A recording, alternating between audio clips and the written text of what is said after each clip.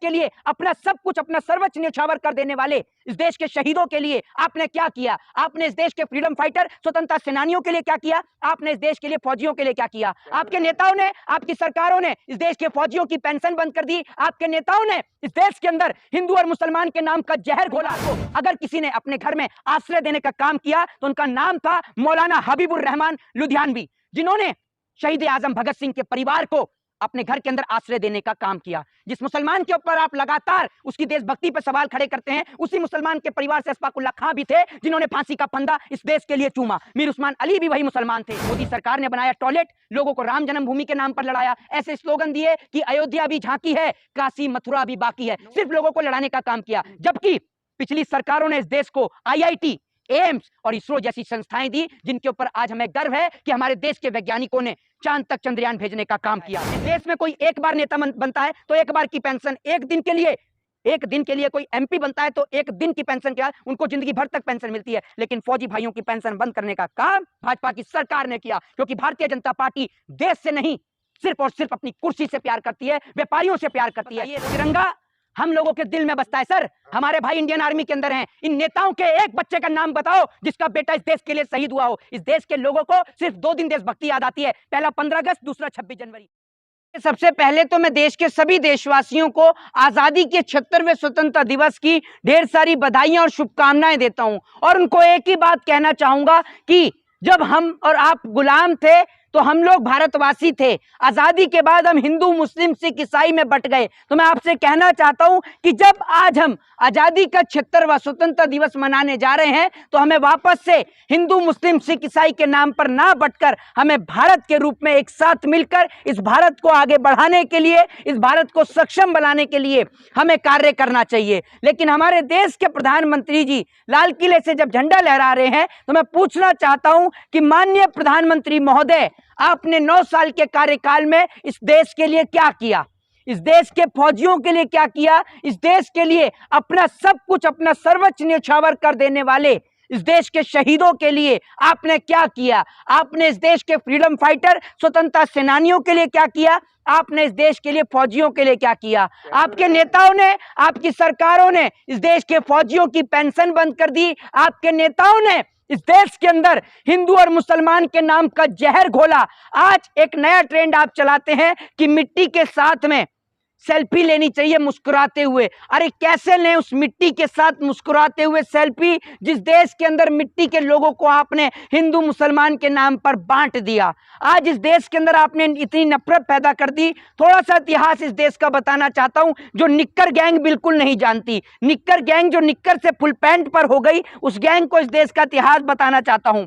1929 के अंदर ये वो वक्त था जब आजादी का संघर्ष जारी था। उस आजादी के संघर्ष के दौरान जब 1929 के अंदर शहीद आजम भगत सिंह ने अंदर केंद्रीय सभा के अंदर, असेंबली के अंदर बम फेंका तो उनके परिवार को किसी ने भी शरण नहीं दी, और उल्टा जो लोग उनसे बात करते थे, उनके परिवार से जो लोग बात करते थे, उन्होंने बात करना भी बंद कर दिया। तो जो लोग इस देश में मुसलमानों के नाम की नफरत फैलाते हैं, उनको बता दूं कि उस वक्त पर शहीद आजम भगत सिंह के परिवार को अगर किसी ने अपने घर में आश्रय देने का काम किया तो उनका नाम था मौलाना हबीबुर रहमान लुधियानवी, जिन्होंने शहीद आजम भगत सिंह के परिवार को अपने घर के अंदर आश्रय देने का काम किया।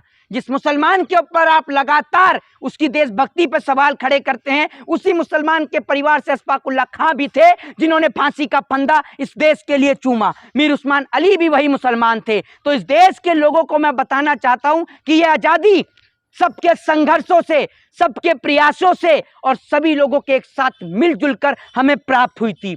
इन नेताओं के कहने पर और इन नेताओं के बहकावे में आकर अपना आपसी प्रेम, अपना भाईचारे को समाप्त ना करें, क्योंकि जो देश के प्रधानमंत्री आज लाल किले पर देश को संबोधित कर रहे हैं, मैं उनसे पूछना चाहता हूं कि आपने 9 साल के कार्यकाल में इस देश के लिए क्या बनाया? आपकी सरकार ने 200 साल जब ये देश आजाद हुआ ब्रिटिश ईस्ट इंडिया की हुकूमत से, उसके बाद उस वक्त जब ये देश आजाद हुआ, हमारे देश में सुई तक बाहर से आया करती थी। लेकिन मैं पिछली सरकारों का धन्यवाद करूंगा, जिनकी वजह से आज हमारे देश में सुई से लेकर परमाणु बम तक हमारे देश में बनता है। लेकिन मोदी सरकार ने क्या बनाया? मोदी सरकार ने बनाया टॉयलेट, लोगों को राम जन्मभूमि के नाम पर लड़ाया, ऐसे स्लोगन दिए कि अयोध्या भी झांकी है, काशी मथुरा भी बाकी है, सिर्फ लोगों को लड़ाने का काम किया। जबकि पिछली सरकारों ने इस देश को IIT, एम्स और इसरो जैसी संस्थाएं दी, जिनके ऊपर आज हमें गर्व है कि हमारे देश के वैज्ञानिकों ने चांद तक चंद्रयान भेजने का काम किया। लेकिन मैं पूछना चाहता हूं देश के प्रधानमंत्री जी से कि लाल किले पर झंडा फहराने से पहले यह बता दें कि इस देश के अंदर जो आपने नफरत फैलाई है, यह नफरत का बीज कैसे समाप्त होगा। जिस देश में महिलाओं को निर्वस्त्र किया जा रहा है, उस देश के अंदर महिलाएं कैसे सुरक्षित रह सकती हैं। मैं ये सवाल देश के प्रधानमंत्री से पूछना चाहता हूं कि जिस देश के अंदर खुद भाजपा का नेता विधानसभा के अंदर बैठकर पॉर्न वीडियो देख रहा हूं, क्या हम उन नेताओं से अपनी बहन बेटियों की इज्जत और आबरू बचाने की गुहार लगा सकते हैं? ये एक बड़ा सवाल है। लेकिन आज मैं आजादी के 76वें स्वतंत्रता दिवस के मौके पर माननीय मुलायम सिंह यादव जी का, स्वर्गीय माननीय श्री मुलायम सिंह यादव जी का तहे दिल से धन्यवाद करना चाहता हूं कि जिनकी वजह से जो हमारे देश के फौजी भाई हैं, जो सरहद पर शहीद होते हैं, उनका पार्थिव शरीर घर पर आ पाता है।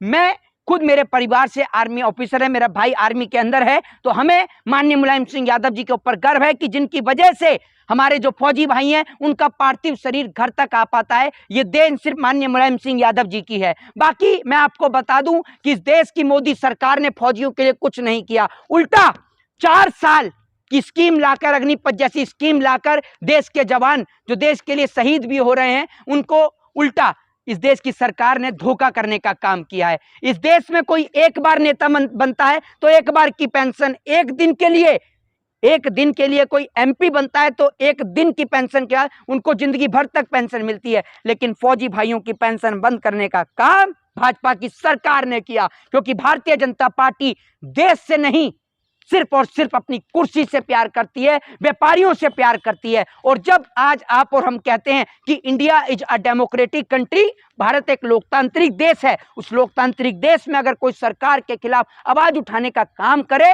सरकार को कहे कि सरकार के राज में घोटाले हो रहे हैं, तो उनके ऊपर मुकदमे दर्ज हो जाते हैं। कहने का मतलब ये कि सरकार लोगों की आवाज को बंद करने का प्रयास कर रही है। क्या बात कर रहे हैं, प्रधानमंत्री तो कह रहे हैं कि तिरंगे के साथ सेल्फी लीजिए और अपलोड करिए, हमें भेजिए, सर्टिफिकेट देंगे। तिरंगे के साथ सेल्फी, एक बात आप मुझे बताइए, तिरंगा हम लोगों के दिल में बसता है सर। हमारे भाई इंडियन आर्मी के अंदर हैं, इन नेताओं के एक बच्चे का नाम बताओ जिसका बेटा इस देश के लिए शहीद हुआ हो। इस देश के लोगों को सिर्फ 2 दिन देशभक्ति याद आती है, पहला 15 अगस्त, दूसरा 26 जनवरी, उसके बाद सब देशभक्ति ये लोग भूल जाते हैं। एक बात मुझे बताइए, इस देश के लोगों के दिल में बसता है इस देश का तिरंगा, इस लोगों के दिल में बसता है इनका देश, उनका वतन, उनकी मिट्टी, वो मिट्टी उनके दिल में है।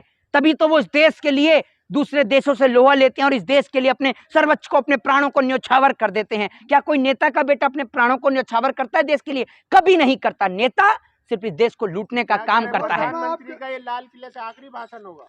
देखिए, मैं आपको बिल्कुल बताऊं तो ये मोदी जी का आखिरी भाषण ही होना चाहिए। जिस तरीके से देश में महंगाई है, बेरोजगारी है, भ्रष्टाचार है, तो मैं तो ये मानता हूं कि देश के प्रधानमंत्री जी का ये अंतिम और आखिरी ही भाषण होना चाहिए। जय हिंद, जय भारत, वंदे मातरम।